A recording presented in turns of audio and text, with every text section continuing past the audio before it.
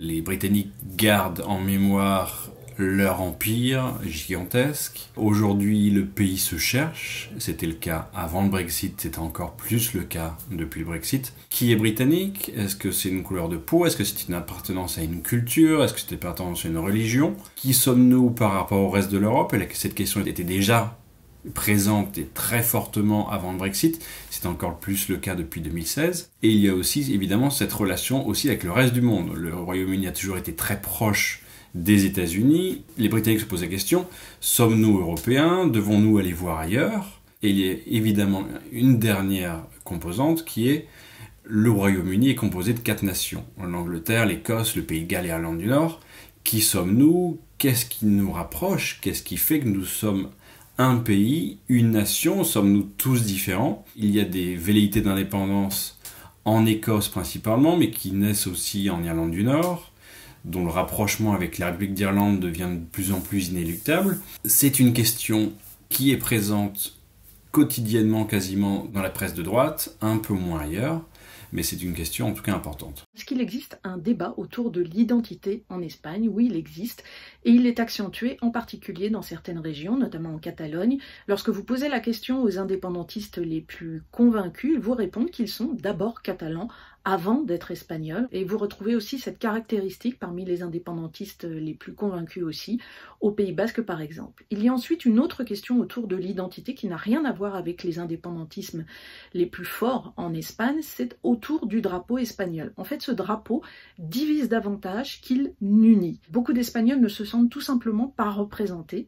dans ce drapeau parce qu'il rappelle l'histoire du passé, une histoire dure, lorsque les troupes franquistes ont gagné à la fin de la guerre civile. Ce drapeau en fait est un symbole très très délicat à manier. Le seul moment où il a vraiment rassemblé, et cela ne posait de problème à personne de l'utiliser, c'est lorsque l'Espagne a gagné la Coupe du Monde en fait en 2010. Vous aviez énormément de drapeaux espagnols dans les rues de Madrid bien évidemment, mais dans d'autres villes espagnoles aussi.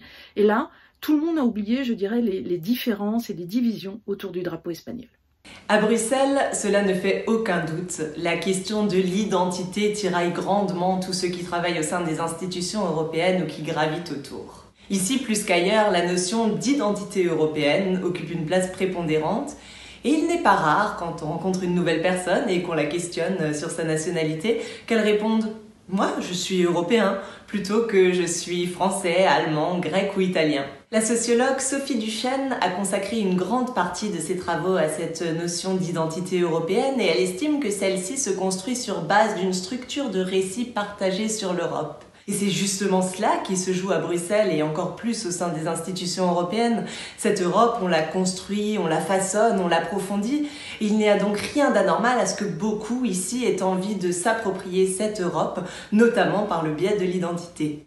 Aux États-Unis, vous avez des mouvements proches de la gauche qui se mobilisent depuis longtemps pour accroître la représentation de toutes les identités, que ce soit dans le monde de l'entreprise, dans les institutions politiques, dans le divertissement. Et quand on dit toutes les identités, il s'agit bien entendu de la race, mais aussi du genre, de l'orientation sexuelle et depuis quelques années de la capacité physique, à savoir la représentation des personnes handicapées. En face, on trouve toute une galaxie de groupes et d'élus conservateurs, opposition finalement assez proche de certains leaders politiques français à l'heure actuelle. Ces conservateurs voient dans les efforts de la gauche une tentative de dresser les Américains les uns contre les autres à partir de leur identité, et ce qu'ils appellent le wokisme est utilisé ici comme un épouvantail pour étouffer tout débat sur la diversité et l'inclusion. Depuis le départ de Donald Trump, ces différents groupes conservateurs vont assez loin puisqu'ils s'organisent pour demander que les questions raciales et de genre ne soient plus enseignées dans les programmes scolaires américains, et la question spécifique de la transsexualité et de la présence des transgenres dans les disciplines sportives en particulier est aussi un sujet qui remonte beaucoup de républicains trumpistes.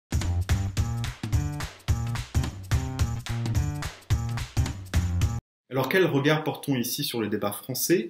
Il n'y a pas beaucoup de prise de position dans l'opinion ou dans la presse sur le débat tel qu'il se déroule en France. On peut toutefois noter une tribune publiée en juin dans le New York Times par Cole Stengler. Cole Stengler est journaliste américain basé en France et il a noté que certains médias et élus français avait aussi dénoncé le wokisme à la manière de républicains américains, et il a regretté que finalement la vie publique française s'américanisait de ce point de vue-là. Le problème, dit-il, je cite, ne réside pas dans les théories de gauche ou leurs accents réprobateurs hypercritiques. Le souci est bien l'émergence d'un discours insulaire, nationaliste, de droite, encouragé par une presse belliqueuse.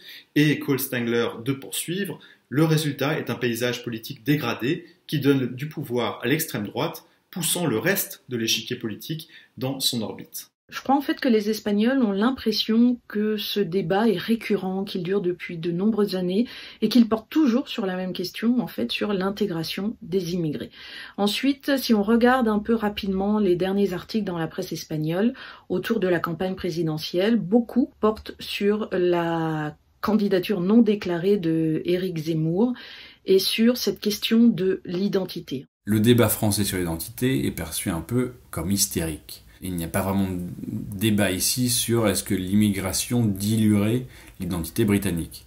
L'identité britannique est perçue comme plurielle, notamment avec l'histoire du pays, avec son énorme empire et toutes ses colonies. Et pour les Britanniques, les gens différents apportent à l'identité nationale plus qu'elles ne l'affaiblissent. Et même pendant le référendum, la question de l'immigration a joué sur le résultat, mais elle n'a pas été sur la question identitaire. La question n'était pas de savoir si les Européens de l'Est allaient diluer l'identité britannique, mais c'était vraiment de savoir si ces Européens de l'Est allaient prendre le travail des Britanniques et allaient donc affaiblir le niveau de vie des Britanniques. Toutes les colonies et l'histoire du pays font que les Britanniques considèrent les autres cultures plutôt avec bienveillance.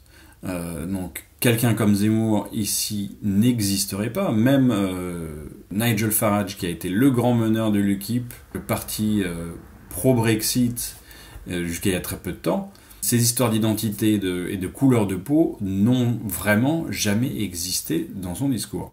La campagne en France est regardée d'un œil parfois un peu amusé, voire d'un œil un peu affligé avec tous ces débats autour de la question de l'identité.